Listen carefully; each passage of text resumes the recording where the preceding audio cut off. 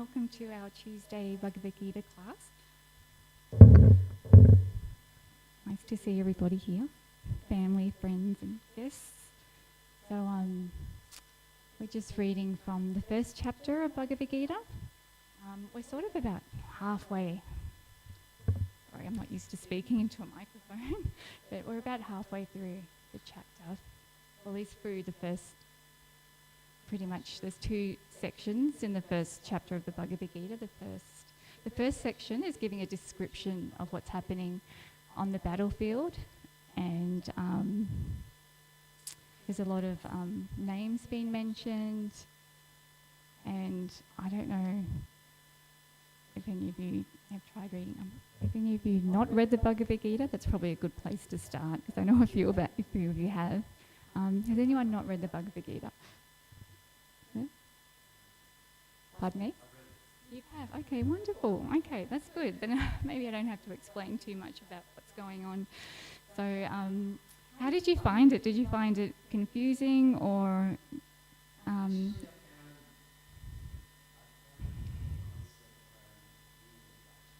Yes. Yes.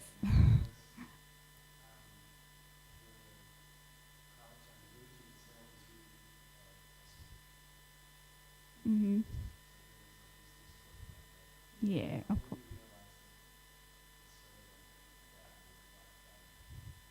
Yeah, definitely. Once you understand what the purpose of the conversation is, then things start to make a lot more sense.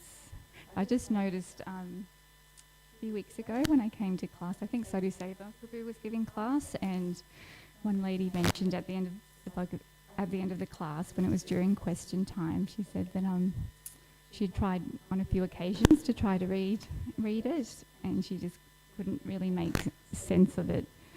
And I think especially in that first chapter where there are, it's setting the scene, there's all these different personalities, and there's not a great deal of explanation of who these personalities are. But just to rehash on what's going on, as you all know, the Bhagavad-gita is a chapter of the Mahabharata. And there's a lot of so this one chapter is the conversation between Krishna, who's the Supreme Personality of Godhead, and his devotee Arjuna. And there's a lot of events that led up to the commencement of the battle, and why, the events that explain why the battle took place. So I'll just run through a bit of, first I think we'll read out the verse and then I'll explain what's happening there, just so we get some sort of understanding. So I'm reading chapter 1, verse 26. So there's 3 verses that we're actually going through. So I'm not sure if it's written, it doesn't look like it's written on the board, but I'll just read it and we can just go through the word for word. So text 26. Patra pasyat stitan partha pitrin ata pitamahan acharyan matulan bratrin potran sakim stata svasuran surhidas cheva senayo upayorapi. So, and I'll read the translation. There Arjuna could see, within the midst of the armies of both parties, his fathers, grandfathers, teachers, maternal uncles, brothers, sons, grandsons, friends, and also his fathers-in-law and well-wishers. And purport by Srila Prabhupada. On the battlefield, Arjuna could see all kinds of relatives. He could see persons like Bhurishrava, who were his father's contemporaries, grandfathers Bhishma and Somadatta, teachers like Dronacharya and Kripacharya, maternal uncles like Shaulya and Shakuni, brothers like Duryodhana, sons like Lakshman, friends like Ashvatthama, well-wishers like Kritavarma, etc. He could see also the armies which contained many of his friends. Om Jnanatimandasya Suranjala Shalakaya Chakshun Militam Jena Tasmai Shri Gurave Namaha. Namo Om Vishnu Padaya Krishna Pristaya Bhutale Shrimate Bhaktivedanta Swaminiti Namine Namaste Saraswati Devi Gauravani Pracharine Nirvisesha Sunyavadi Pasyadati Shatarine Jai Shri Krishna Chaitanya Prabhu Nityananda Shri Advaita Garadha Shri Vasati Gaura Bhakta Vrinda. Hare Krishna, Krishna Krishna, Hare Hare, Hare Rama, Rama Rama, Hare Hare. So just a brief history of what's happening and why this battle is taking place. So originally the kingdom belonged to Bhishma Dev, but he actually took a vow of lifelong celibacy. So, and he didn't have any dependents, no sons or heirs to the throne. So then he passed the throne down to his nephews, Dhritarashtra and Pandu. But so they were two brothers, and Dhritarashtra, unfortunately, he was born blind. So the throne naturally went to King Pandu.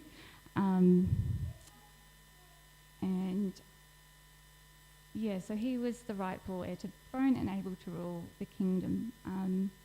Unfortunately, Dhritarashtra was quite envious of Pandu for this reason, because he felt that he wanted his sons to actually take over the throne. But King Pandu, he had his son was born first, King Yudhisthira, and then he had the other brothers, and then Dhritarashtra also had some sons. He had 100 sons actually, Duryodhana, and 100 others, and he had a daughter also. And unfortunately, throughout their childhood, Duryodhana and his brothers, they were quite envious of the Pandavas for various reasons. Wasn't just because, when they were younger, it wasn't so much that they were going to take over the throne, but it was, they were quite advanced in their military skills. They were trained under Dronacharya, who was their military guru, and they just surpassed the Kauravas, who was Duryodhana and his brothers, and called the Kauravas and the 5 Pandava brothers, Bhishma, Bhima, King Yudhisthira, Arjuna, Nakula and Sahadev. So they were just excellent warriors, and they were intelligent, and they were also godly by nature and quite pious, whereas Dhritarashtra's sons were not. They weren't a very good character. And unfortunately, one of the brothers, Bhima, irritated Duryodhana in his childhood, and he would beat up all the brothers, and he would also overpower all of them. And so they didn't like the Pandavas very much, unfortunately. And at some point, Duryodhana wanted to cheat. He decided that he was going to cheat the Pandavas out of their kingdom. So he elicited Shakuni, who was quite expert at playing dice, and he could also cheat. He would win every time he played dice, he would win. And so he knew that he could beat the Pandavas, especially King Yudhisthira, in the game of dice, and essentially they could take over the throne and win there to the kingdom by cheating means, actually. And so when they played dice, they bet all their animals, they bet all their resources and all their wealth. And so the Pandavas lost everything in that game and eventually lost their whole kingdom. And because of that, they were exiled into the forest for 13 years. And one of those years they could come back into the kingdom, but they had to remain incognito, which kind of means in hiding. They weren't allowed to be found out, and if they did, they'd have to be banished back into the forest again for another, 12 to 13 years, and the whole process would repeat itself. So it wasn't an ideal situation. And when they finally finished their 13 years of exile, Yudhisthira tried to negotiate the kingdom with Duryodhana, and he even offered half of the kingdom for the Kauravas and half of the kingdom for himself, but Duryodhana just wanted the whole kingdom. And also he even just suggested that maybe they could just take 5 villages for them to rule, because they're of the Kshatriya, the warrior race. It is they're expected to rule a kingdom. That's part of their nature. They have to rule something, but he wouldn't allow them even a few villages to rule. And there's a famous, well-known quote from Duryodhana, which he said he would not allow them to even have enough land in which to thread the eye of a needle. So unfortunately they had to go into battle, into war. So at the beginning of the Bhagavad-gita there's a few conversations going on, and this is where sometimes people get a little bit confused. The first conversation is between King Dhritarashtra, the blind king, and his secretary Sanjaya, and then there's a conversation between Krishna and Arjuna. So in that first verse, actually, you can see there's a few indications that the Pandavas were actually going to be victorious in winning the battle, and there was also other indications which I'll go through now because I just found them quite fascinating. So in that first verse where, Dhritarashtra is like Dharmakshetra, Kurukshetra, and he's making that distinction between, his sons and the sons of Pandu, and he's referring to the battle, to the place of Kurukshetra where the battle is being held, because it's actually it's a holy place, a holy tirtha, and many ritualistic and religious ceremonies had been performed there. And many saintly persons had visited there, and it's even said that the denizens from the higher planetary systems would visit Kurukshetra and take part in these ritualistic activities. And King Dhritarashtra was concerned that his sons might be influenced by the holy place of Kurukshetra, that they might influence how they fight in battle, that they may not even fight. Also, just because Lord Krishna is present on the battlefield, and having that auspicious element, that would be to the Pandavas' favour, I guess. But it was interesting because so many warriors came from all over the earth to actually fight in this battle. So some went to, support the Pandavas, and a lot of them went to support the Kauravas. And the Kauravas' army was actually much larger than the Pandavas. So from an external point of view, it looked like that they would be victorious in the battle and win the kingdom because they had a powerful army behind them. And the Pandavas' military, the Pandavas' army was a lot smaller. And so it didn't look favourable for the Pandavas. However, there's these little signs of victory that we'll discuss. So there's a place of pilgrimage, and also when they blew the conch shells. So first the Kauravas, they blew their conch shells, and it made a tumultuous sound, and there was this whole energy going around because, the warriors were quite eager to fight in the battle. So they blew their conch shells, and I don't know if you've ever heard, I'm sure you have, but before they blow the conch shells before an arati, especially when you have a number of, if you have a few of the priests blowing the conch shells, the sound is actually, it's quite what's beautiful, but sometimes I feel like, my hair sort of stands on end. I feel like a bit of a chill go through me. And you can imagine so many of them blowing these auspicious conch shells, what the sound would have been like.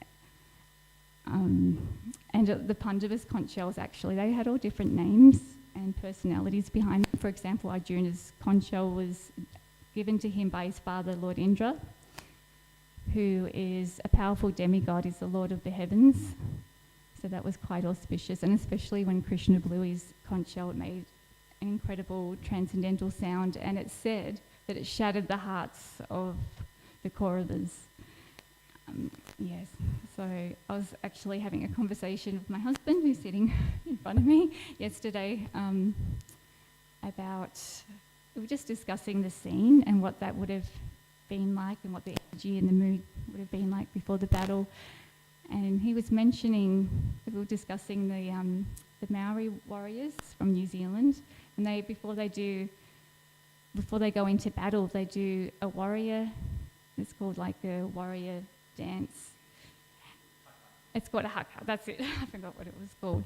They do the haka, and I don't know if you've ever seen one, but because my husband's a Kiwi, occasionally watch a bit of rugby, and when the All Blacks are playing from New Zealand, they'll go and do the haka beforehand, and it's quite intimidating. And they start like stomping their feet, and they start slapping their arms, and they have these menacing facial expressions, and their tongue comes out, and their eyes are quite wide, and it's frightening. And Dunda, you were saying yesterday that during World War I and World War II, actually the New Zealand military sent soldiers, Maori soldiers, from New Zealand to Europe. And before they started their battle, they would do this haka. And a lot of the soldiers from the European side, particularly in Germany, were saying that when they saw them doing this dance, some of them actually ran away. They were so scared and so intimidated by the Maoris that they ran away from the battle. So when the Pandavas blew their conch shell along with Lord Krishna, it expresses that they shattered the hearts of the Kauravas. So that would have been, quite an amazing sound. So also just to give you, I guess, a bit of an understanding about the four, how would you say it? Society was divided, in the Vedic system, society was divided into 4 categories. So you'd have like the Brahmanas, who are like the head, and they would give advice and knowledge to the other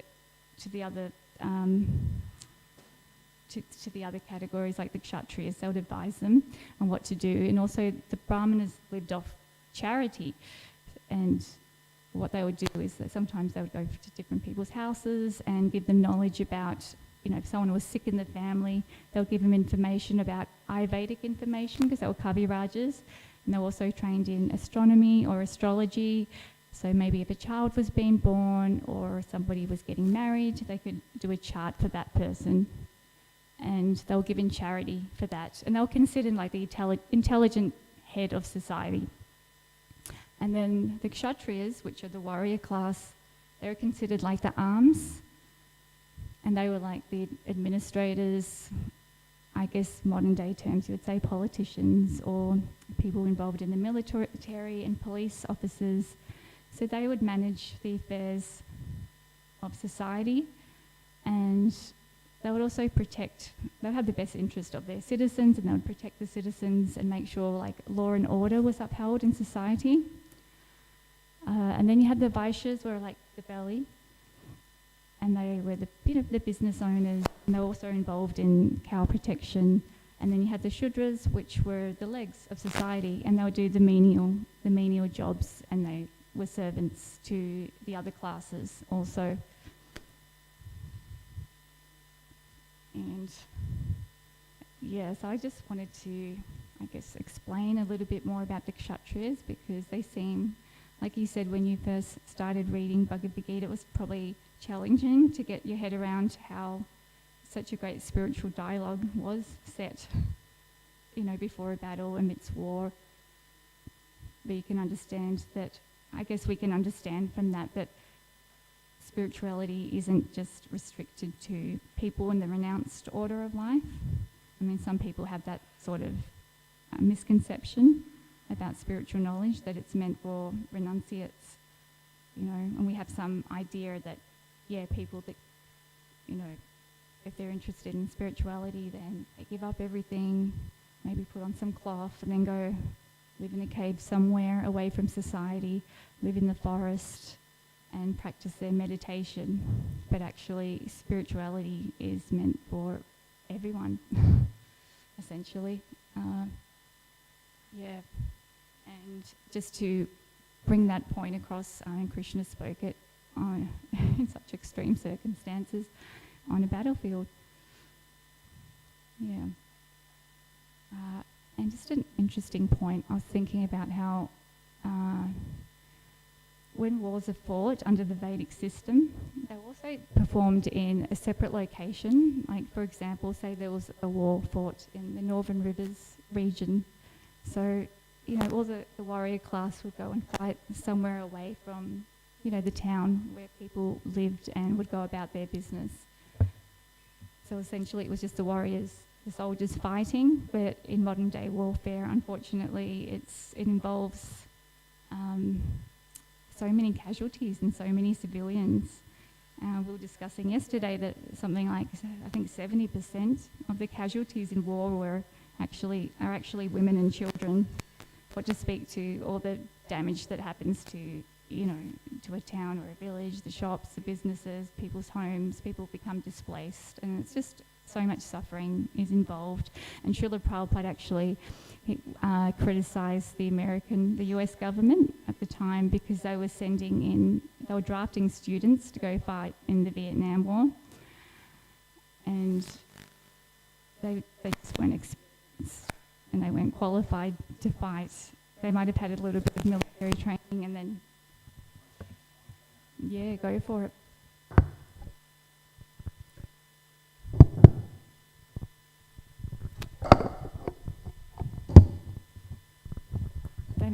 They may have had a bit of basic training and they were sent out to fight, and a lot of them obviously didn't survive,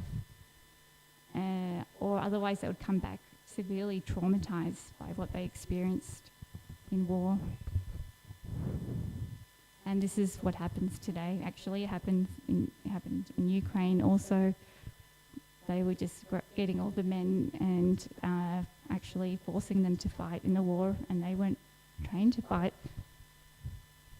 There was actually one video that we saw of a Harinam that was, I think there was a Harinam in somewhere in Ukraine, maybe in one of the main cities that you were telling me, and then, what do you call it, the people from the military that conscript, can't pronounce that word, conscriptors, they came in and they started grabbing the men from the Harinam and then taking them and then forcing them to fight in the war. So they don't even have a choice. And a lot of them don't survive. I think there's something like a 3-day, most of them die in the first 3 days of fighting in the war. It's actually, incredibly sad. So the Kshatriyas in society, they're kind of similar to, I guess like you could say, compare them to like parents, the father or the mother in a household. So it's a duty of the parents to protect the children, to guide them, make sure order is kept in the household. So that is the duty of a Kshatriya.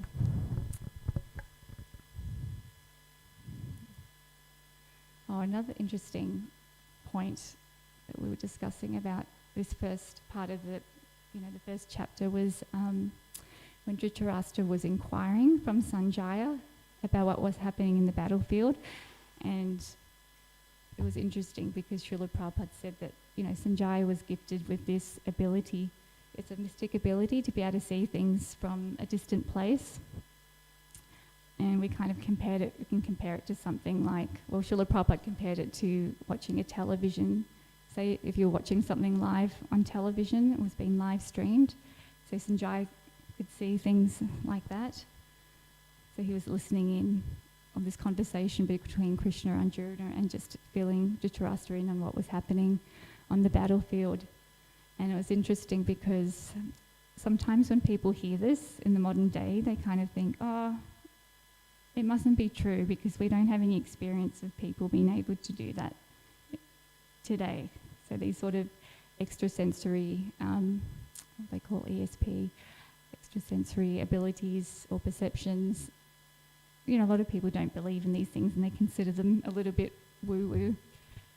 But I was reading an article online about after the Second World War, during the Cold War in Russia, that actually the Russian government, particularly the intelligence agency and the military of the Russian government, they spent millions of dollars or rubles in training people, training psychics in to be able to remote view, which is a similar ability to what Sanjaya has, to be able to see things in distant places. And the US government were quite concerned because they couldn't understand how the Russians had so much information, classified information, that they were how they would be able to obtain that information. But it was due to training people to have these abilities, so they could see in meetings, see what was happening in a meeting, or just any classified information they were actually privy to because of this. So, and also the American government and the CIA, they also invested millions of dollars in training people to be able to do this also. So it's not just a bit of phantasmagoria or mythology, these things do go on. Okay, so now I will read the next verse, which is text 27 and text 28, and we'll just have a bit more discussion about that. Okay. Tan samiksha sakunteya sarva bandhun avastitan kripaya paraya visto vishidan idam abravit. When the son of Kunti, Arjuna, saw all these different grades of friends and relatives, he became overwhelmed with compassion and spoke thus. And this is text 28. Arjuna uvacha drishtavam spa janam Krishna yuyutsam samupastitam siddhanti mamagatrani mukam cha parishushati. Arjuna said, "My dear Krishna, seeing my friends and relatives present before me in such a fighting spirit, I feel the limbs of my body quivering and my mouth drying up." Purport by Srila Prabhupada. Any man who has genuine devotion to the Lord has all the good qualities which are found in godly persons or in the demigods. Whereas the non-devotee, however advanced he may be in material qualifications, by education and culture, lacks in godly qualities. As such, Arjuna, just after seeing his kinsmen, friends and relatives on the battlefield, was at once overwhelmed by compassion for them, who had so decided to fight amongst themselves. As far as his soldiers were concerned, he was sympathetic from the beginning, but he felt compassion even for the soldiers of the opposite party, foreseeing their imminent death. And while he was so thinking, the limbs of his body began to quiver and his mouth became dry. He was more or less astonished to see their fighting spirit. Practically the whole community of blood relatives of Arjuna had come to fight with him. This overwhelmed a kind devotee like Arjuna. Although it is not mentioned here, still one can easily imagine that not only were Arjuna's bodily limbs quivering and his mouth drying up, but he was also crying out of compassion. Such symptoms in Arjuna were not due to weakness, but due to his soft-heartedness. The characteristic of a pure devotee of the Lord, it is said therefore, Yasyasti bhakti bhagavati akinchana sarve gune tatra samasate sura harava bhaktasya kuta mahat guna mano ratena sati davato vahi. One who has unflinching devotion for the personality of Godhead has all the good qualities of the demigods, but one who is not a devotee of the Lord has only material qualifications that are of little value. This is because he is hovering over the mental plane and is certain to be attracted by the glaring material energy.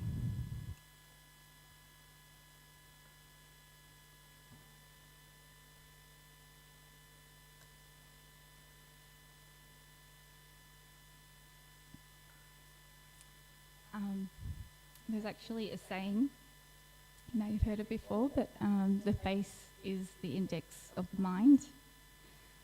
So if one is feeling like anxious or fearful or angry, or if one is feeling joy,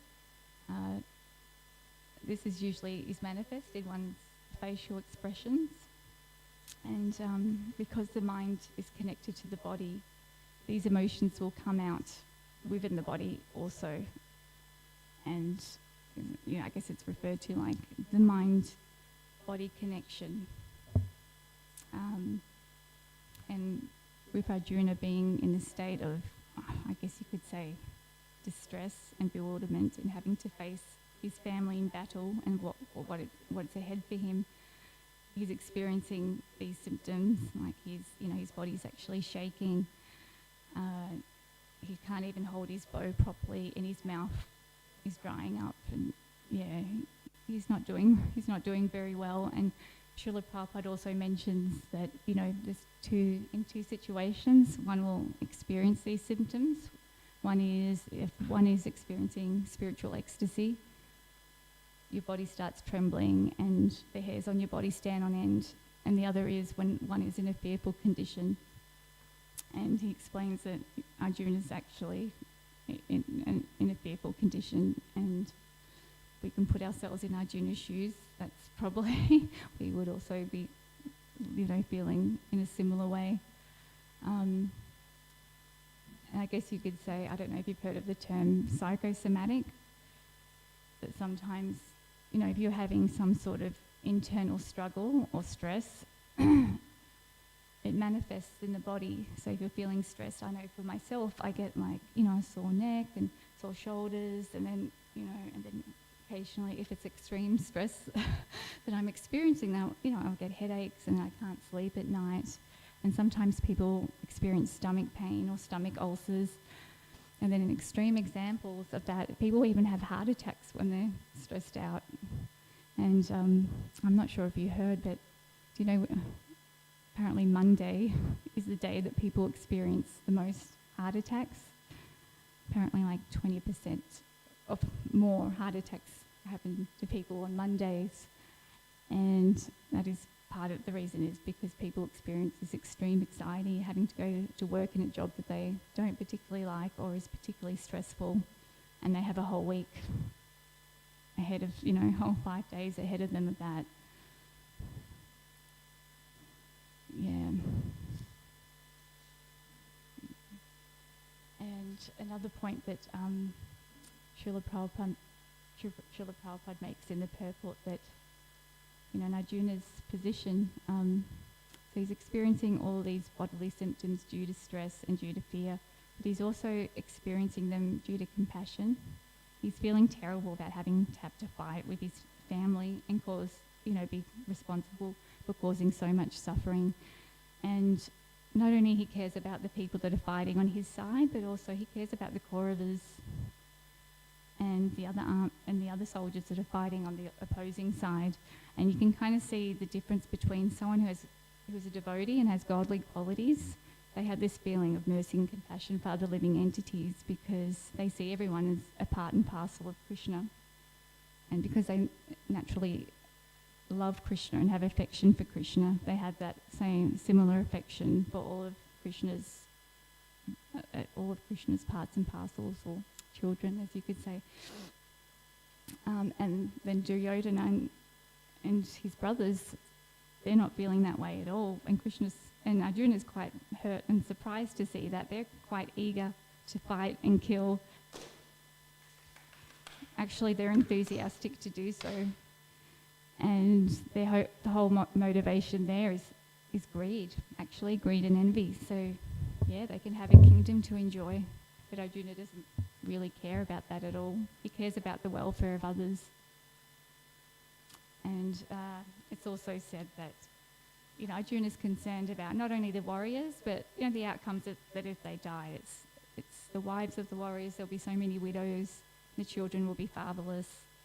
Srila Prabhupada also makes a comment that, in Vedic civilization, he was worried about the animals also, so they would have presumably had elephants and horses fighting on the battlefield. And Srila Prabhupada makes the comment in one of his lectures that in Vedic civilization, the animals were considered like family members. So he was concerned about them as well, because they would have been killed and injured in the battle. And I guess you can see in the modern day, people keep pets and they have such a strong affection for the pets. They consider like their dogs or their cats to be like family members. I know at home we have a dog and some rats, and we talk to them like they're little children, and we feel like they're actually part of the family. Like one of my daughters, she'll get one of her rats and she rocks the rat like a baby, and I'll be like, Nalini, what are you doing? It's a rat. I don't think you need to rock the rat to sleep. And she's like, oh, she likes it. And I'm like, okay, that's cute. And then my other daughter, she'll have her rats on her shoulders while she's playing guitar. And I'll be like, oh, you're serenading your pets. And it's just, quite cute to see. And also in the military, people have they train dogs for defence. They usually train like German Shepherds or Belgian Malinois to protect the soldiers. So, if someone's coming at them with a knife or, going to shoot one of the soldiers, and they're trying to grab the arms and protect the soldiers. Also, I was watching a video one time, it was taken, I think it was from Afghanistan. There was an American soldier who had his military dog, and they consider the dogs like their partners or one of their comrades. And the dog, I think it must have sniffed out a landmine, and it blew up and it killed that killed the dog. And the soldier was just devastated, and they had a whole funeral for the dog, and all the soldiers around there were crying because they had such affection for these animals. So Arjuna, being a soft-hearted person, he was also concerned not only about the humans but also the animals.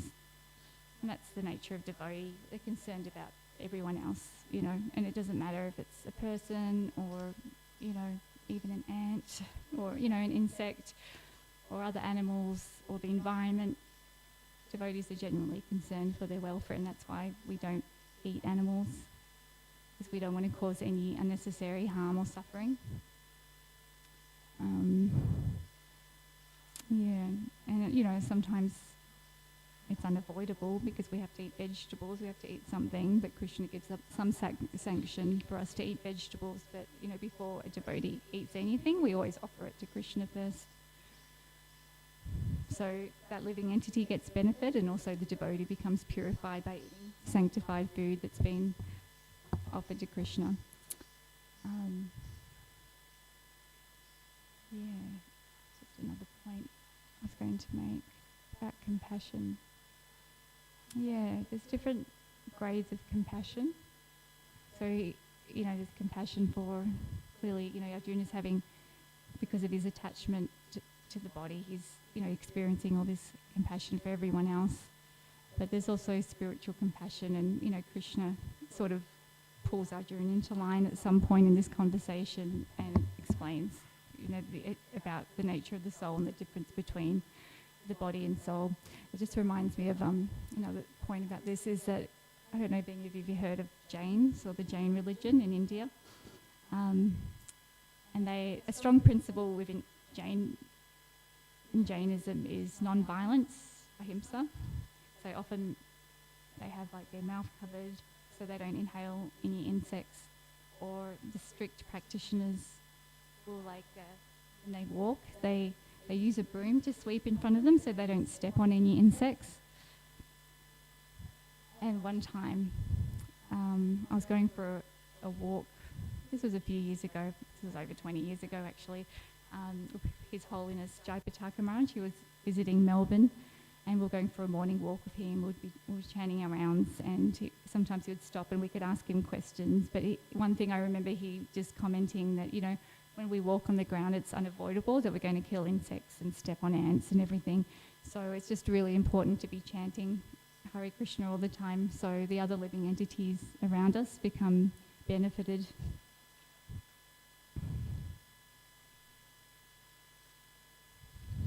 So there's different arguments that Arjuna makes about not fighting in the battle, and I'm not sure if I should go through them today because there's a lot to be said by them. And he does go through them in the next few verses, so I might just avoid going through all the different reasons. I can briefly discuss them, but do you know the 5 reasons of why Arjuna, the 5 reasons he gave for not fighting on the battle? Thunder?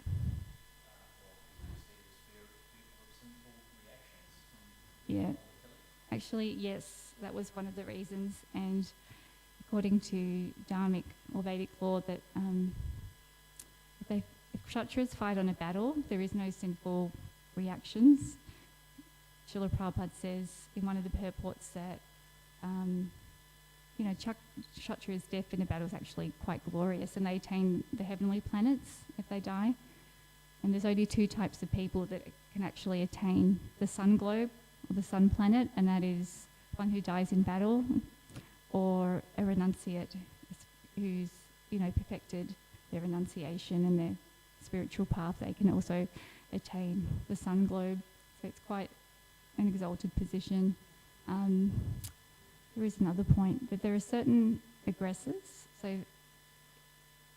which are mentioned in the Srimad Bhagavatam. They also mention it here in the Bhagavad-gita, that are actually punishable by death. So any of these aggressors, if they attack you in a particular way, you can actually kill them and not receive a sinful reaction. So I think one of them is an arsonist who sets fire to your home, one who steals one's wife, one who steals one's plunders one's wealth, a thief, they're actually punishable by death. What else was there? Do you remember any more?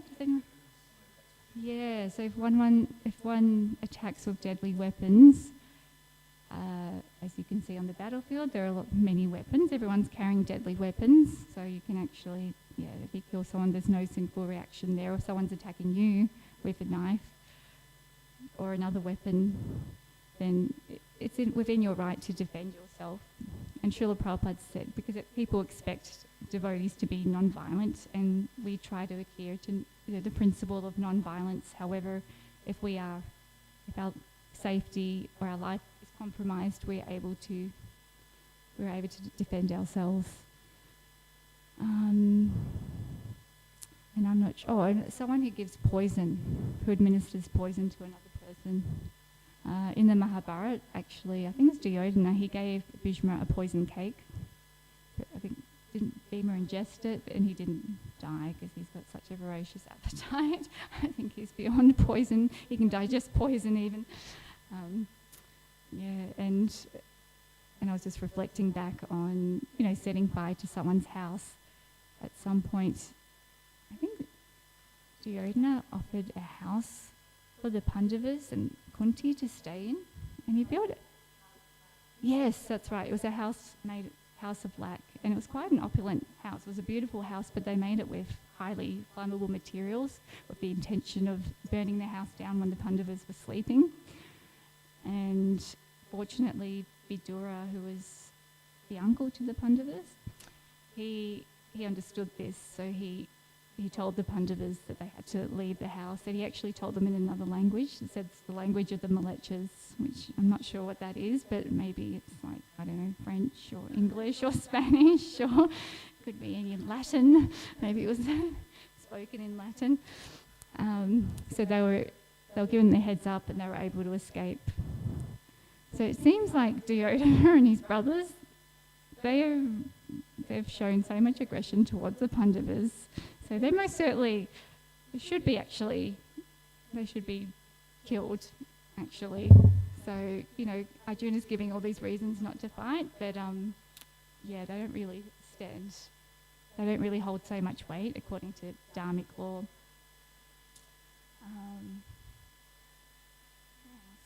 And Krishna refers, would you say he chastises Krishna? He's trying to, Krishna's trying to, put sort of Arjuna back into place, and he refers to Arjuna as being non-Aryan, and why are you mourning for what is not worthy of lamentation in regards to the material body?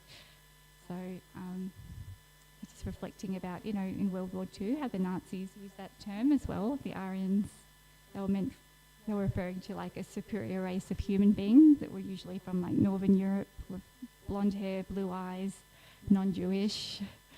But Aryan actually means someone who's actually self-realized or a godly person.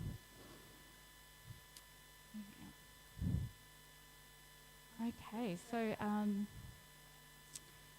and when we get into the second chapter of Bhagavad-gita, that's when Krishna starts speaking philosophy. So this part there isn't a lot of philosophy. It's more just based on Arjuna's lamentation and the grief that he's experienced about having to fight. But as soon as we get into the second chapter, Arjuna realizes he's so confused he doesn't actually know what to do. So he surrenders to Krishna. But just like us, we experience so many complexities of life. Just like if there's a forest fire and it's not started, no one's actually lit in it. Sometimes a forest fire just starts for no apparent reason. So life is a bit like that. You experience so many ups and downs. So when we do experience these things in life,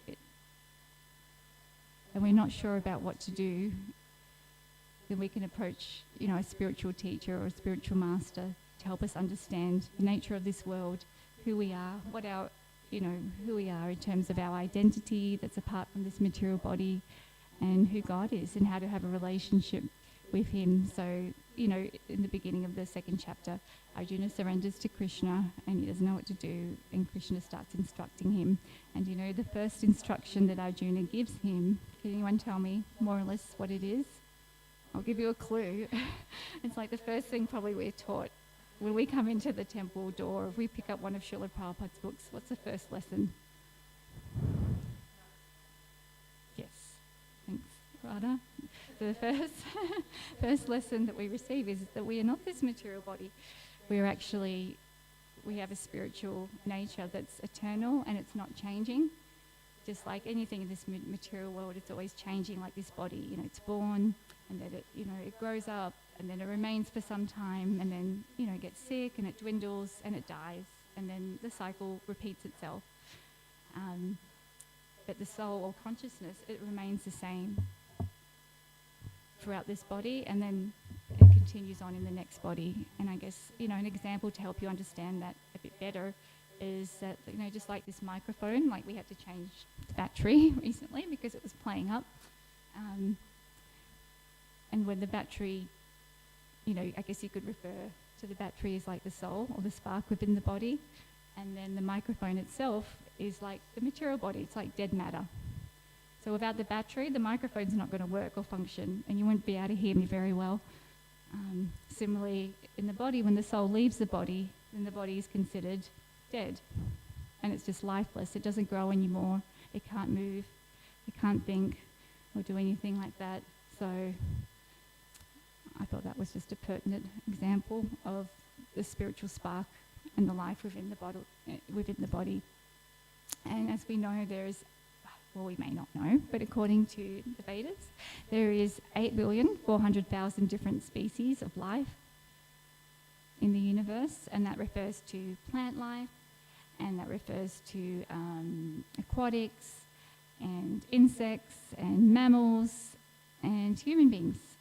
So we've actually gone through all these different species, probably on repeat many, many times. We've been all these different species and experienced all these changes of the body and experienced all the complexities of life, the ups and downs, the happiness, the distress, and a bit of happiness in between.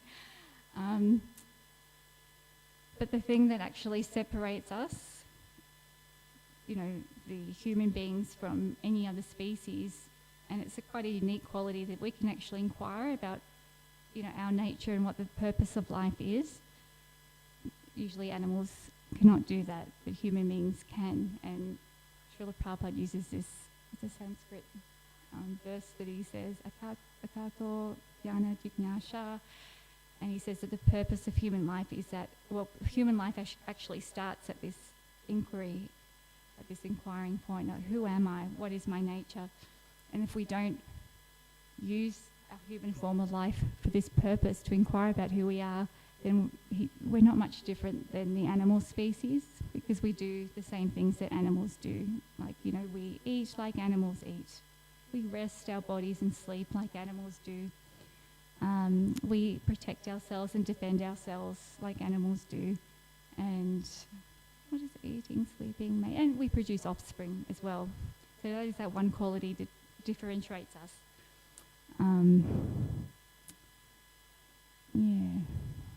Sorry, moment there. So the purpose of human life is to inquire, and a good place to start is through transcendental knowledge, like reading the Bhagavad-gita, because Krishna he spoke the Bhagavad-gita 5,000 years ago, and then previously to that, he spoke it also, but at some point in time the knowledge was, watered down or lost. So he appears in this world for our benefit, so he can establish religious principles and teach this knowledge for the benefit of everybody.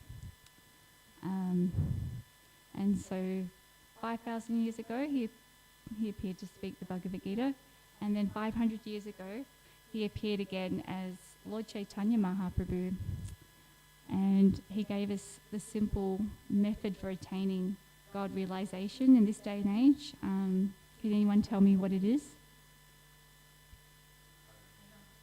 Yes, that's right. It's chanting the Hare Krishna mantra. Because, our lives are so busy and we're so short-lived in this day and age. People think, actually, in modern civilization that, due to science and, medical advancement that we've prolonged our life, but they don't really understand that in previous ages, people actually supposedly lived far longer than they do in this present age in Kali Yuga. Like we only live up to more or less 100 years maximum. But in previous yugas, people lived up to 1,000 years, and then in the yugas or the ages before that, they lived for much longer than that. I think in such a yuga, people lived for up to 100,000 years. So they had a lot of time to perfect other methods of God realization. Like in such a yuga, the method was, I believe it was doing meditation, austerities and meditation. Yeah, so they had time to perfect it. We don't have that amount of time. So chanting Hare Krishna is the easiest way to purify our hearts and, cleanse our heart and understand our true spiritual nature. There's actually a verse in the Shastakam where, the one that it's like, it cleanses the dust accumulated for years within the heart. Chaito Japanamajam, that's it. So chanting Hare Krishna has that effect on our heart. It cleanses the heart from all these material desires that we've kind of accumulated lifetime after lifetime. So I was thinking about that verse today actually, and I was just remembering when our refrigerator broke down and we had to take the refrigerator out of its place, and we purchased a new one. And what was underneath, I don't know if you've ever moved a refrigerator or a washing machine or a dishwasher out of its place.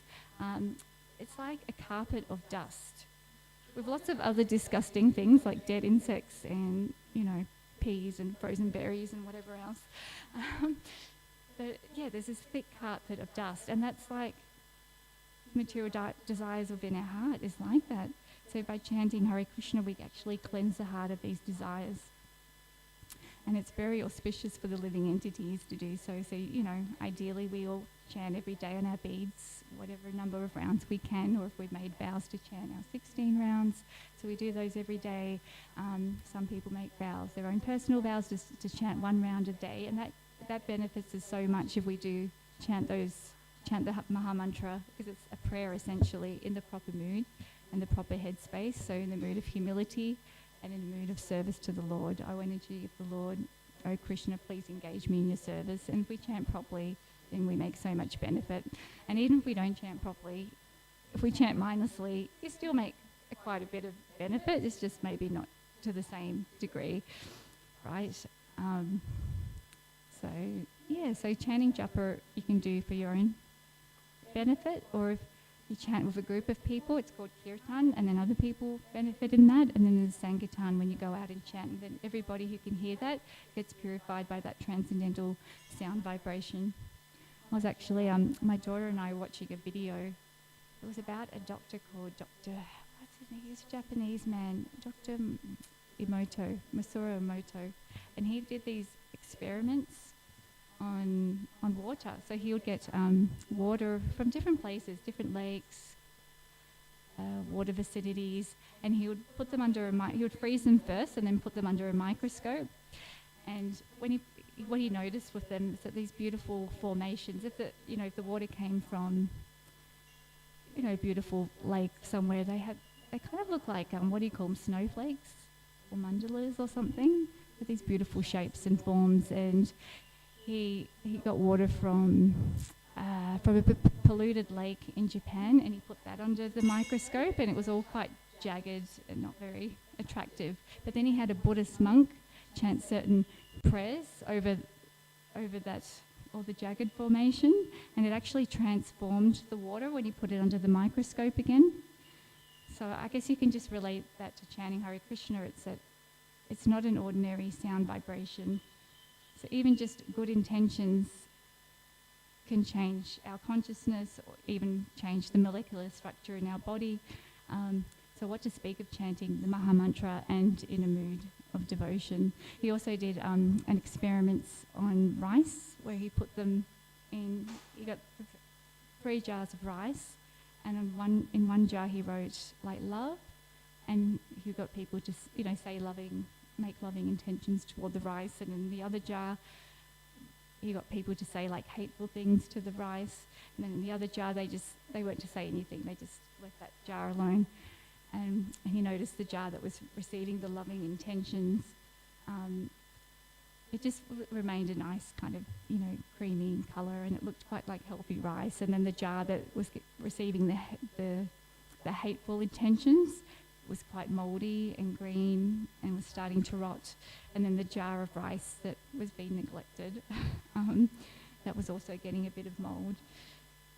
So when you chant, you want to do it in the right headspace to make the most benefit from that. And, the Hare Krishna Maha Mantra is known also as a Maha Mantra. There are many mantras in India. If you go to India, there are mantras for all sorts of things. Like if you want to obtain some sort of wealth, then you can say certain mantras to Kuvera or to Lakshmi Devi. Or if you want to find a good husband or wife, there are mantras to help evoke that, to bring that into your life. So if you, and then the Hare Krishna Maha Mantra, if you chant that, then that is a good way, that is a way to connect with God and evoke the presence of the Lord in your life. So, yeah, I think I'll stop there. I've said enough, but yeah, thank you for listening. Does anyone have any comments or realizations that I would like to share?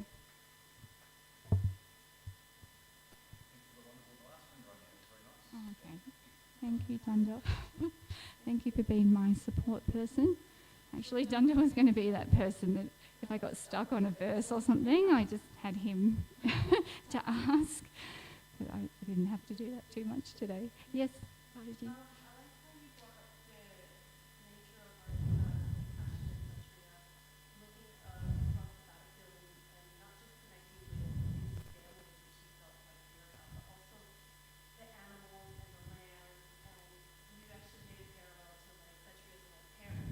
Yeah. Mm-hmm. Yeah. Mm-hmm. Yeah. Yeah. Yeah. Yeah. Yeah. That's right.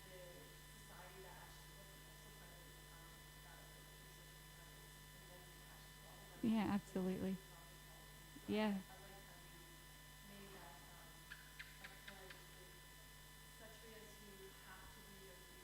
Mm. Mm. Thank you, and thank you for sharing that. It just also comes to mind that there was a pastime of Srila Prabhupada, actually. I'm not sure if I heard it from Mahatma Prabhu or Shuddhakirti Prabhu, but in India one time there'd been a program, and Srila Prabhupada noticed that some of the children, there's a lot of poverty in India. We would see it everywhere amongst children that are displaced and don't have any money to feed themselves. And there was children that were getting the plates from the program and just eating the remnants of rice that were left on the plates. And yeah, Srila Prabhupada felt pain from seeing them. He was so saddened to see this. And I think that's where the original Food for Life program was started. I think initially they were calling it the Food Relief Program. But now we have this Food for Life program here. And he said that nobody within a 10-mile radius of a temple community should go hungry. So people are welcome to come and eat here. So it's not only that, as devotees we know, we kind of preach about, you're not the body, not the soul, and sometimes it can feel like we're a little bit insensitive to people's bodily sufferings or mental sufferings. But, in the example of Srila Prabhupada, he had so much compassion for people. And, that's why he came over here at the ripe old age of 69 years and suffered, he put himself through so much inconvenience and austerity just to bring this knowledge to other people, but also feeding people. I know in Melbourne, I was raised in the Melbourne temple and I spent many years there, and we had a Food for Life program there where we had a similar program here. That 3 times a day, breakfast, lunch and dinner. People are welcome to come and take prasadam if they're hungry. And in Melbourne, because it's close to the city, we'll get quite a few homeless people that would come in the evening time. And we had in the city, we had a Food for Life centre. It's called Crossways Food for Life, and you could come in. It used to be $3 all you can eat if you're a student or a concession card holder. And I used to come in, catch the train to the city and having me like crossways. And one wanted to, they couldn't even afford that. They could do a bit of volunteer work for 20 or 30 minutes and receive a free meal. So they would benefit so much from being fed and also receiving Krishna Prasadam, the mercy of Krishna through Prasadam. Yep. Okay. Well, thank you. Thank you everyone for listening and tolerating me. I was a bit nervous giving this class. I could really relate to Arjuna in these verses. With his body shaking and his mouth drying up because I was feeling this during the beginning of the class and probably throughout the class also. It's my first time giving Bhagavad-gita class, so thank you for listening and just being here. It was a real honour to share these verses of the Bhagavad-gita. Hare Krishna.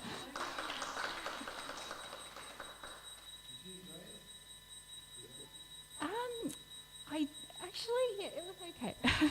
It was okay, yes, I did. Actually, it was when you do the study beforehand, because you become so focused on the philosophy, I've been reading these books and hearing this philosophy for a long time, but I think it takes it to a whole new level when you're actually studying for it.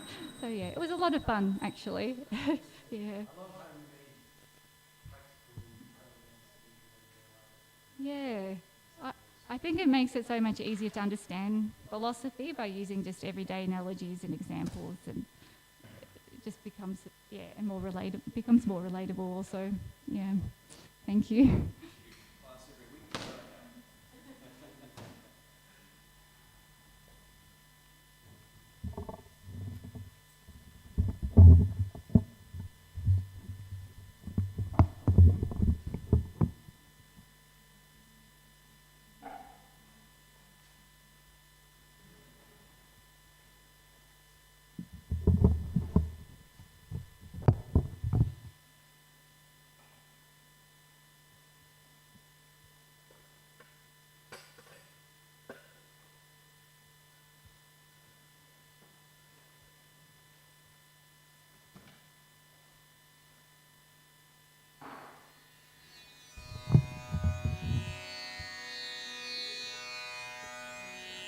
Bhaja Hure Mana Sri Nanda Nandana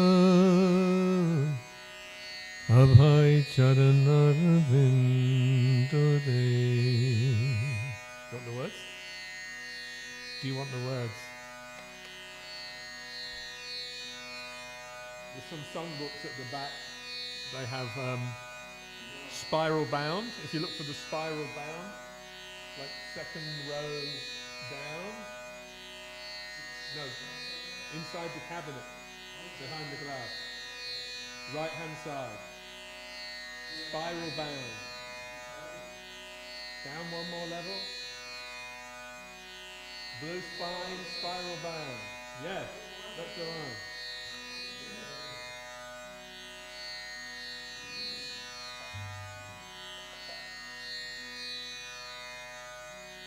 And it's right at the back, Vajra Huremana. It's like 4 or 5 pages in from the back. Vajra Huremana.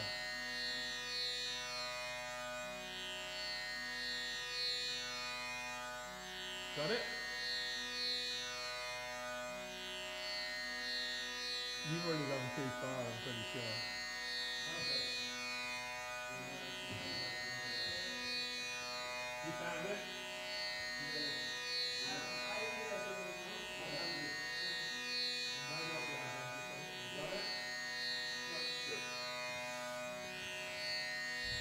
Bhaja Hure Mana Sri Nanda Nandana Abhay Charanara Vindore. Bhaja Hure Mana Sri Nanda Nandana Abhay Charanara Vindore. Bhaja Hure Mana Sri Nanda Nandana Abhay Charanara Vindore. Bhaja Hure Mana Sri Abhay Charanaravind Dulava Manava Janam Satsange Dulava Manava Dulava Manava Janam Satsange Janam Satsange Taraho he bhavo sindhure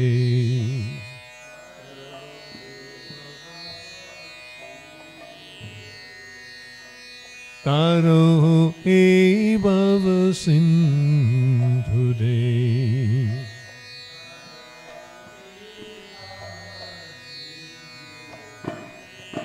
Bajahure mana Sinanda Nandana Abhay Charanaravindo Re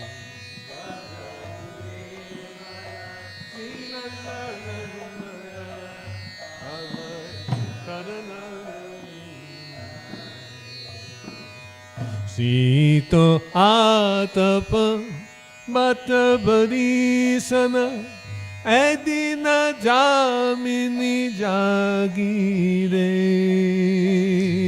Sito Atapa Bata Barisana Edina Jamini Jagire Sito Atapa Bata Barisana Edina Jamini Jagire Sito Mata Barisana Edina Jamini Jagire Bifale se binu Kripana dujana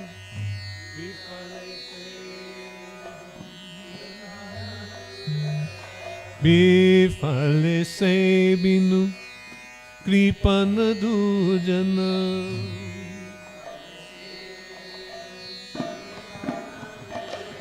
Bifale se binu Kripana dujana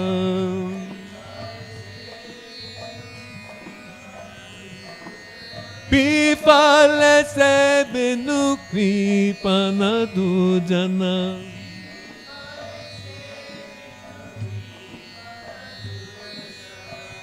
Chapala Sukhalabo Lagire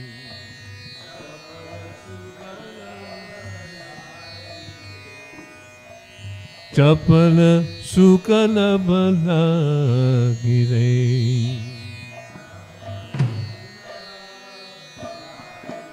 Pajahure Mana Sinanda Nandana Abhay Charanaravindo Re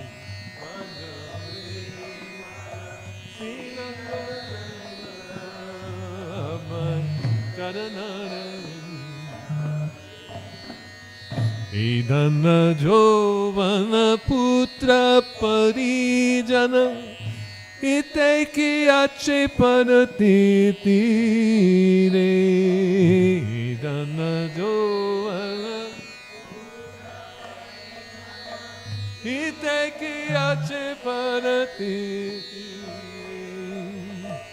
Idana Jovana Putra Parijana Iteki Ache Paratiti Re Idana Jovana Putra Parijana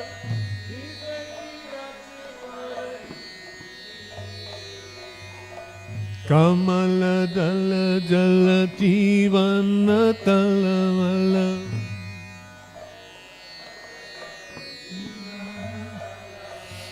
Kamala Dala Jala Jivana Talamala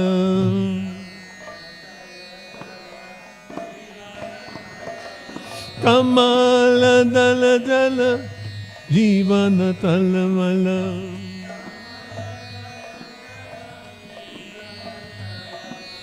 Kamala dala jala jivana talamala.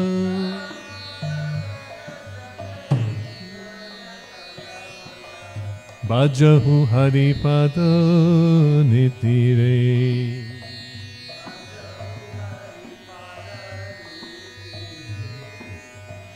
Bajahu haripada nitire.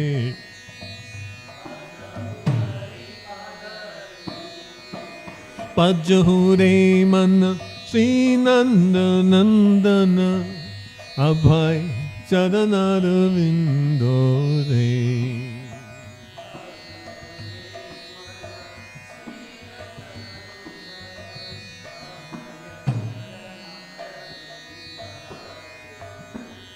Sravana Kirtana Smarana Vandana Pada Sevana Dasya re.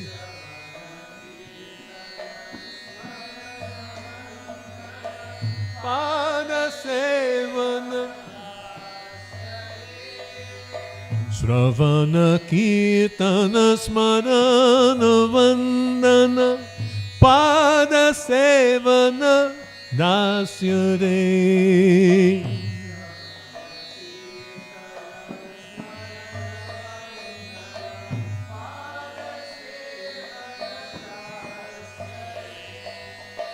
Pujana Shaki Jana Atmani Vedana.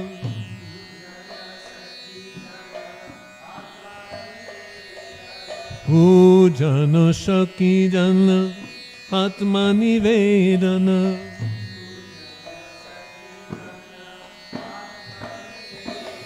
Pujana Shaki Jana Atmani Vedana.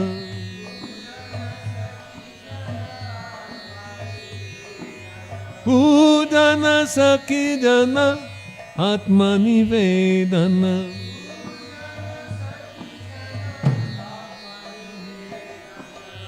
Govinda Dasa Abhilasya re.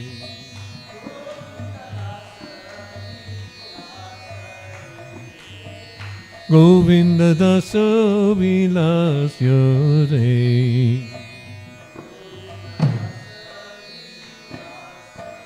Bhajo man Sri Nanda Nandana Abhay Charanaravindo re.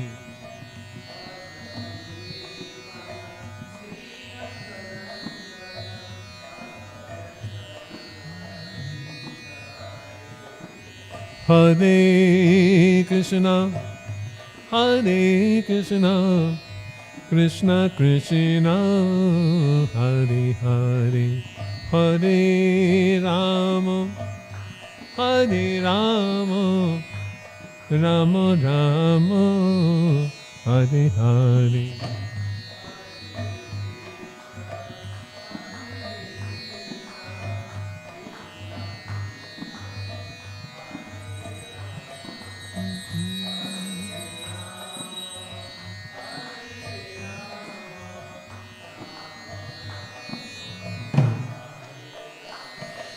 Hare Krishna, Hare Krishna, Krishna Krishna, Hare Hare, Hare Rama, Hare Rama, Rama Rama, Hare Hare.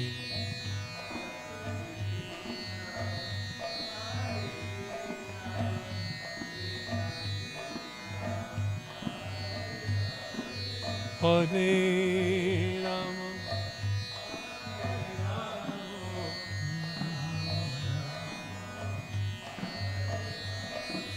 Hare Krishna, Hare Krishna, Krishna Krishna, Hare Hare, Hare Rama, Hare Rama, Rama Rama, Hare Hare.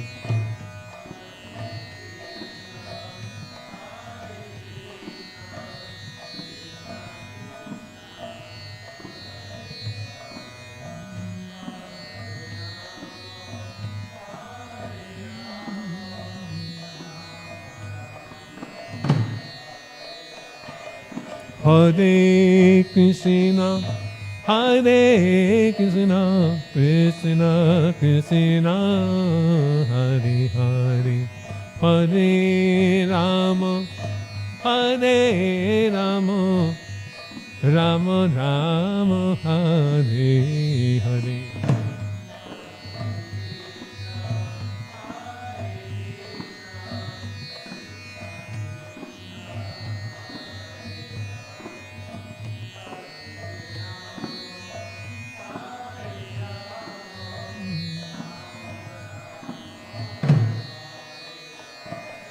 Hare Krishna, Hare Krishna, Krishna Krishna, Hare Hare, Hare Rama, Hare Rama, Rama Rama, Hare Hare.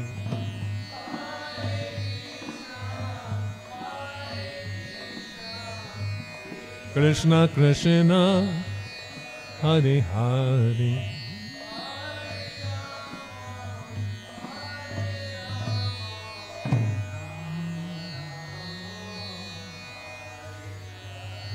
Gaur Premanandi Hari Hari. So we're about to sing the evening arti. If you look to around page 40-ish, might be a bit further on, 50-ish, we'll say Gauda Arti in the songs of Bhaktivinoda Thakur. Jayo Jayo Gauda Chanda Arotika Shobha. You found it? Yeah, it's up on the orange sheets as well. Might be easier. You got it?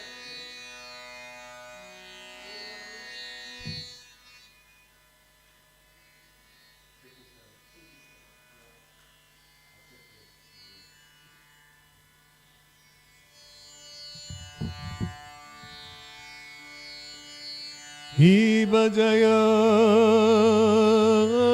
Jaya Gaura Chande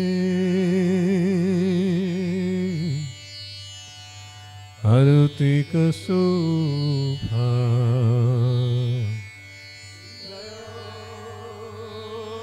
Jaya Gaura Chande Arutika Shobha Jano Vitatavani Jagamana Lobha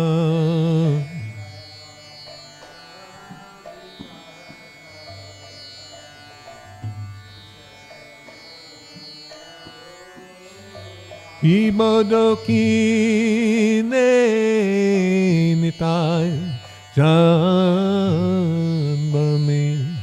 Gadadha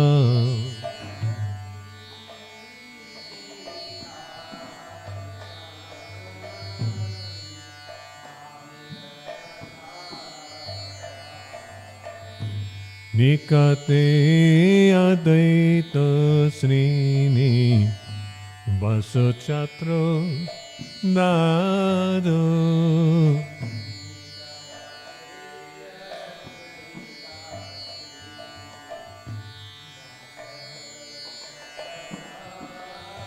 Kibobosi Ache Gaurachan Ratno Singho Sane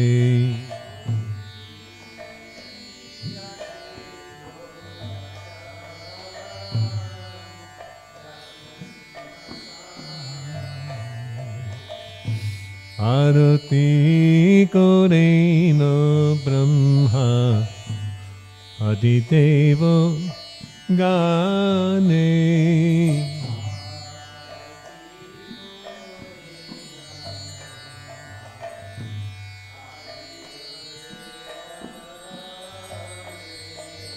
Nara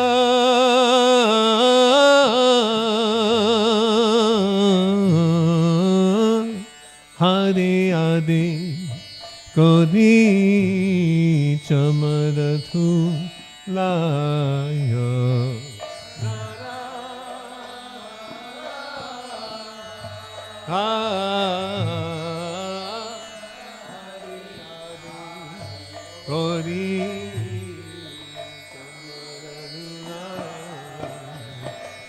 Sanjaya Mukunda Basu Gosadi Gaya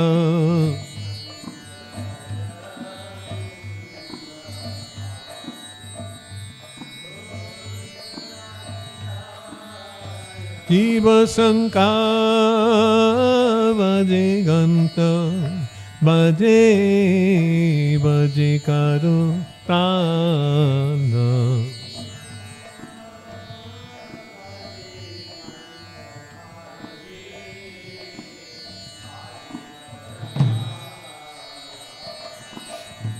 Madhura Mridango Bhaje Paramarasana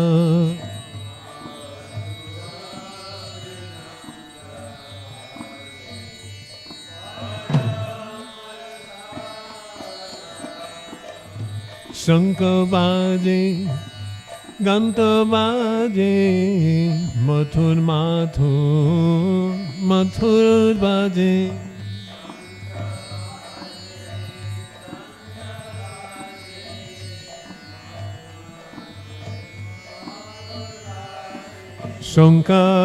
Shankavaje Gantavaje Mathur Mathur Mathur Vaje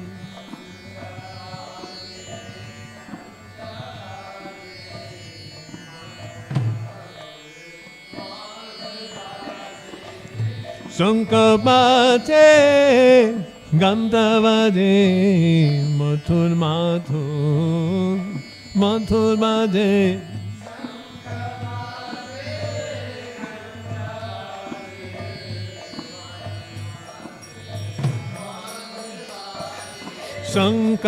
Shankavaje Ganta Vaje Mathur Mathur Mathur Vaje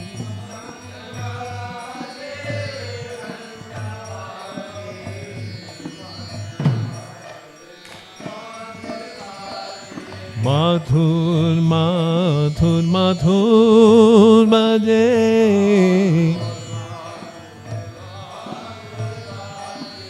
Mathur Mathur Mathur Vaje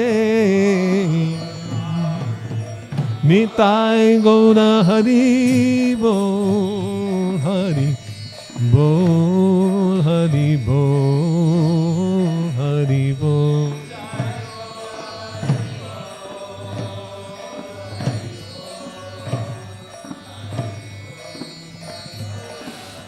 Nitai Gaura Hari Bol Hari Bol Hari Bol Hari Bol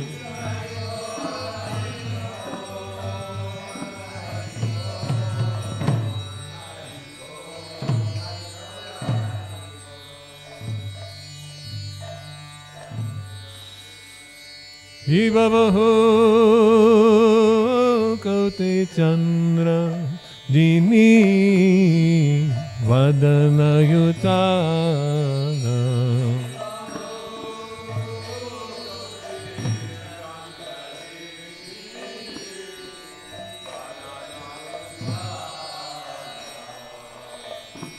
Gala Desi Vanno Malo Kore Jalo Malo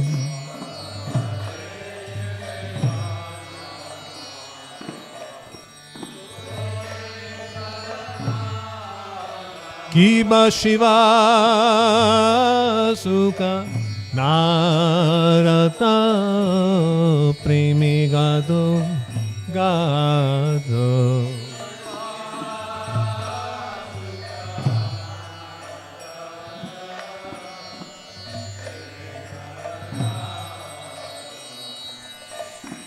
Bhakti Binoda Deke Gaurara Sangada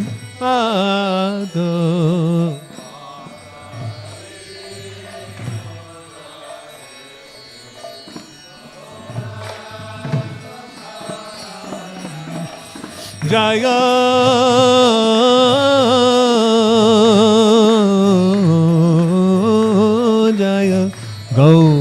चंदे आरुति का शोभा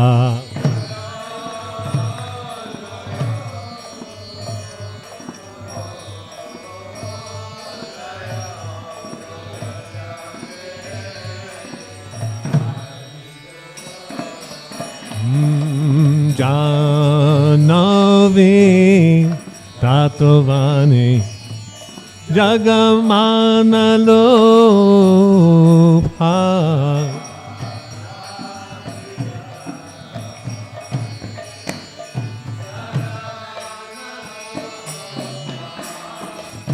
गौरंगे अरुतिक शोभा जगजनो मानलो भा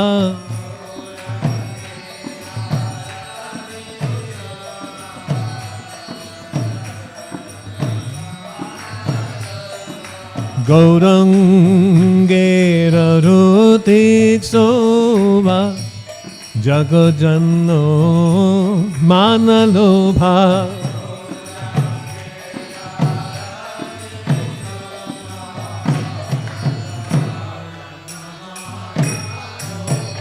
गौरंगेर रुतिक शोभा जगजनो मानलो भा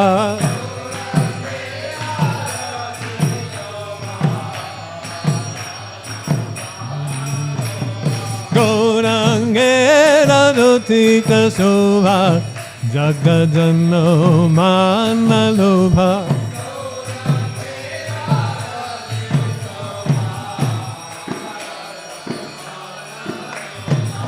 जगजनो मानलो भा जगजनो मानलो भा निताय गौर हरि बोल हरि बोल हरि बोल निताय गौर हरि बोल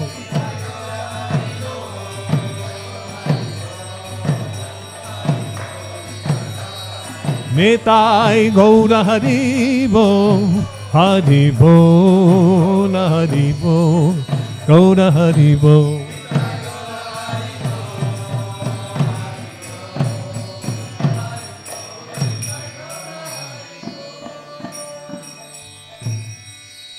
नमः विष्णुपदाय कृष्ण प्रेष्ठाय भूतले श्रीमते भक्तिवेदान्त स्वामिनिति नामिने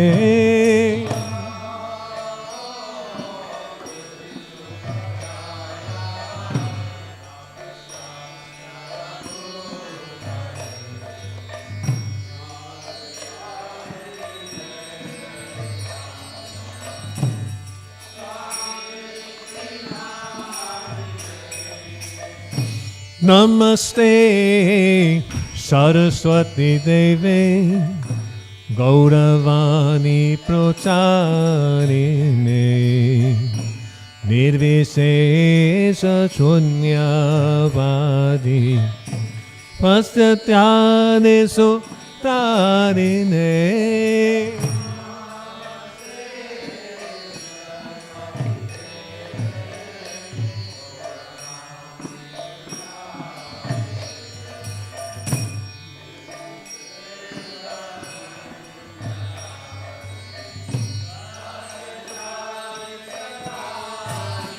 जय श्री कृष्ण चैतन्य प्रभु नित्यानंद श्री अद्वैता गदाधर श्रीवासादि गौरा भक्त वृंद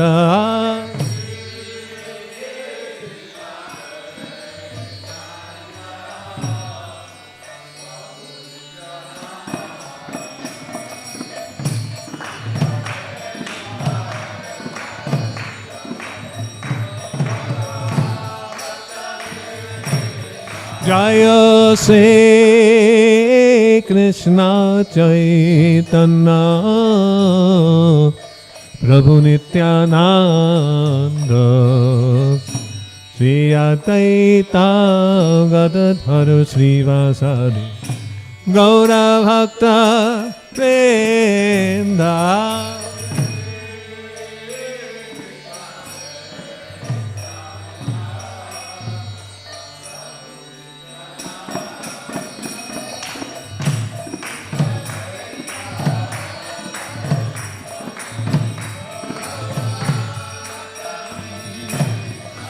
Jai Shri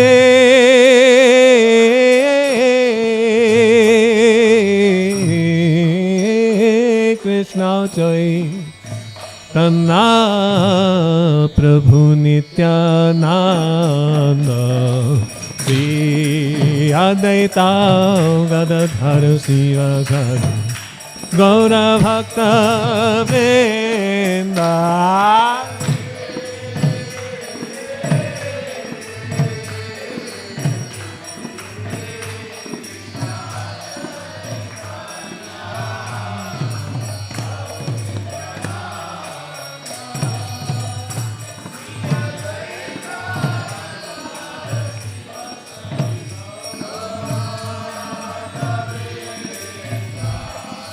Hare Krishna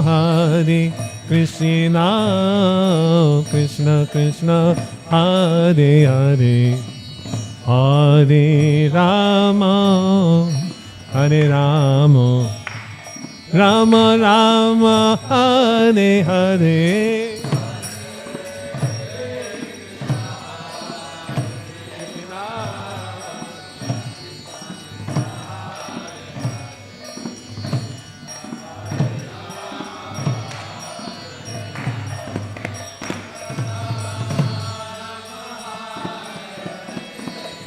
Hare Krishna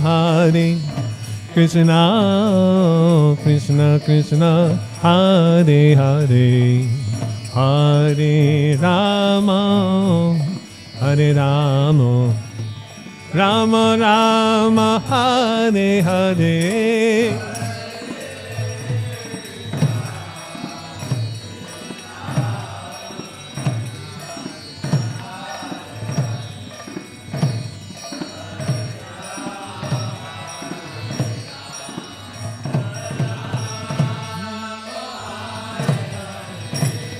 Hare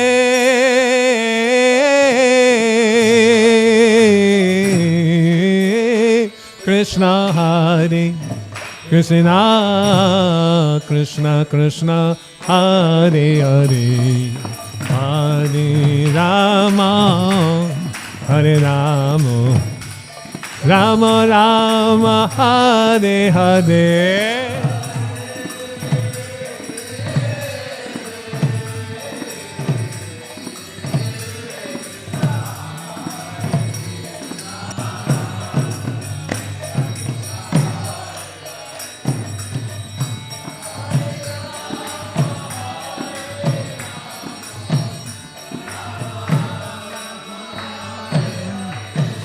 Hare Krishna Krishna Krishna Hare Hare Hare Rama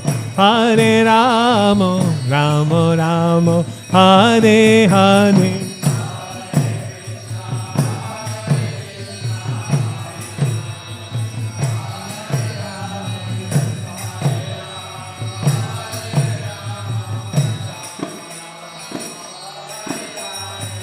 Hare Krishna Krishna Krishna Hare Hare Hare Rama Rama Rama Hare Hare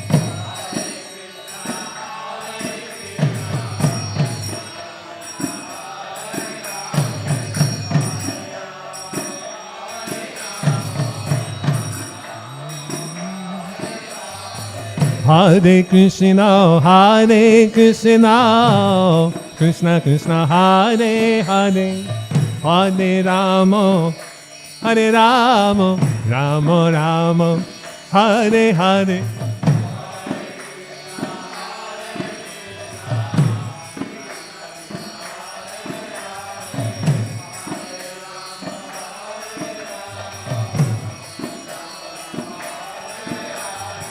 Hare Krishna, Krishna Krishna, Hare Hare, Hare Rama, Rama Rama, Hare Hare.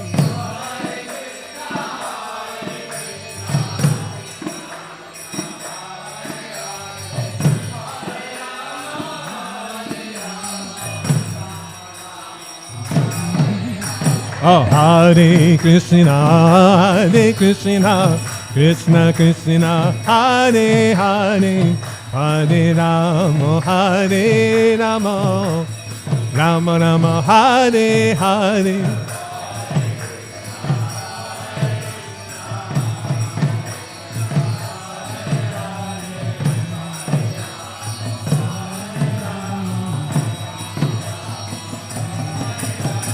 Nitai Gauranga, Nitai Gauranga,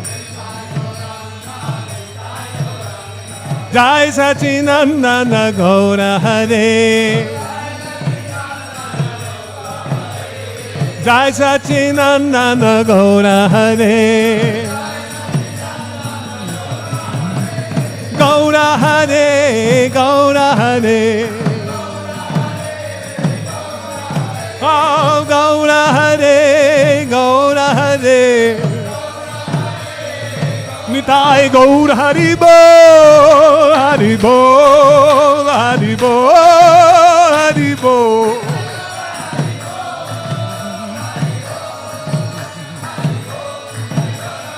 Nitai Gaura Haribo, Haribo, Haribo, Haribo.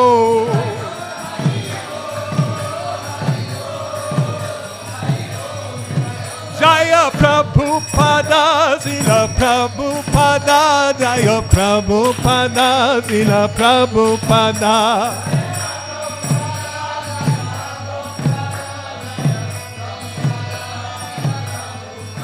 Jai Krishna Balaram, Jai Giri Govardhan, Krishna Balaram, Giri Govardhan.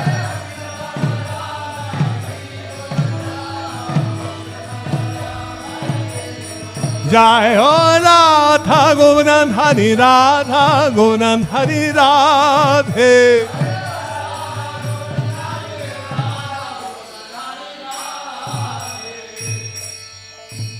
Jai Srila Prabhupada ki jai.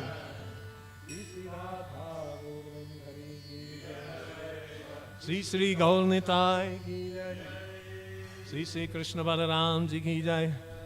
Giriraj Govardhari ki jai, Samaveta Bhakta Vrinda ki jai, Gaur Premanandi Hari Hari Bol.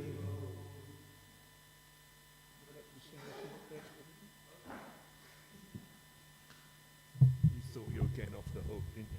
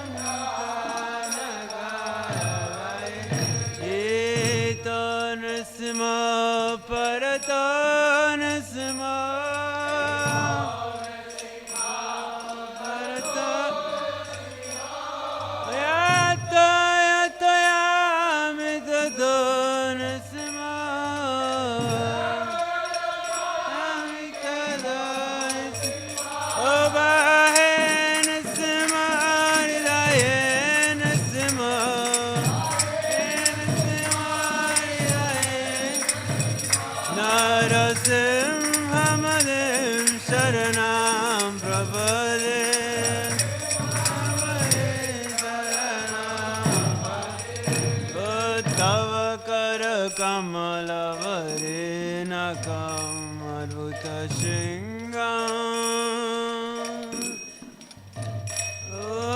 Dalita Hiranyakasipo Tanavenga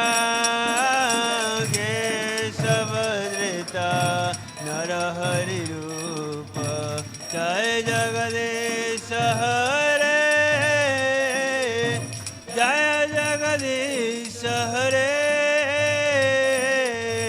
Jai Jagadesha Hare Tavakara Kamalavarena Kamalu Adbhuta Singha Dalita Hiranyakasipo Kesavadrita Narahari Rupa Jai Jagadesha Hare Jai Jagadesha Hare Jai Jagadesha Hare Kesavadrita Narahari Rupa Jai Jagadesha Hare Jai Jagadesha Hare Jai Jagadesha Hare Kesavadrita Narahari Rupa Jai Jagadesha Hare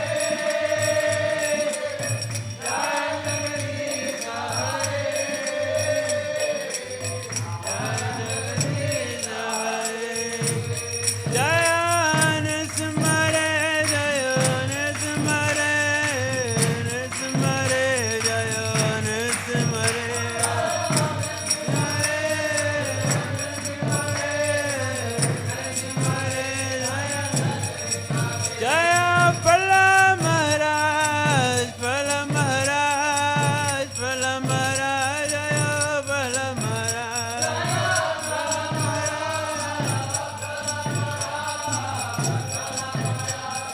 Nitai Gaur Hari Bol, Hari Bol, Hari Bol, Nitai Gaur Hari Bol, Hari Bol, Hari Bol, Nitai Gaur Hari Bol, Hari Bol, Hari Bol, Nitai Gaur Hari Bol.